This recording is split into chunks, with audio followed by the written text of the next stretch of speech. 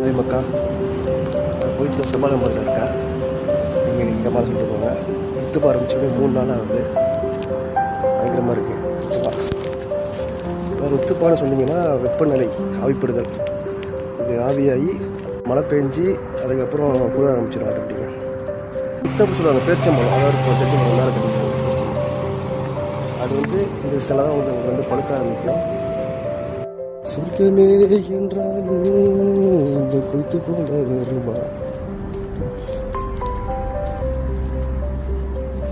பாருங்க. கொய்த்து ரவுண்டானோம். அதுதான் super market, அதாவது ஜம்மியா சொல்லுவாங்க. ஜம்மியா போயிட்டுருக்கேன். வணக்கம்க்கா.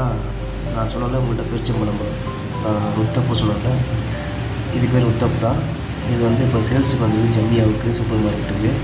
அதாவது இது ரேட்டு பார்த்திங்கன்னா 500 பீஸு 95 காசு. நம்ம ஒரு மணிக்கு பார்த்திங்கன்னா ஒரு காட்டன் வந்து 150 ரூபா வரும்.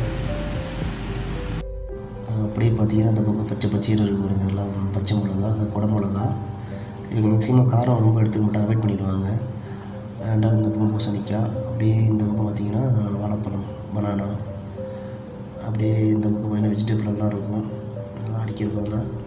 அப்புறம் அப்படியே திரும்பிட்டிங்கன்னா அப்படியே தக்காளி இந்த சைடில். அப்படியே இதுக்கு ஆப்போசிட்டில் பார்த்திங்கன்னா வச்சுங்க ஆப்பிள், சாத்துக்குடிலாம் பேக்கிங் இருக்கலாம். அப்படியே இந்த பக்கம் பார்த்திங்கன்னா டீ ஐட்டம்ஸு, லிப்டானு, க்ரீன் டீ எல்லாமே இதில் இருக்குது. இந்த பக்கம் வந்திங்கன்னா சூப்பு மசாலா அந்தமாரி ஐட்டம்லாம் இருக்கும்.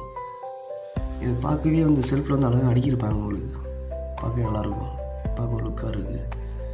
இது பார்த்திங்கன்னா கிரேப்பு, லேபிள்ஸு, சாஸ் ஐட்டம்ஸு, சாஸ்ன்னு சொல்லுவாங்க, அந்தமாரி ஐட்டம்லாம் இருக்குது. இதுதான் புதுசாக வரவங்களுக்கு கொஞ்சம் கஷ்டமாக இருக்கும்.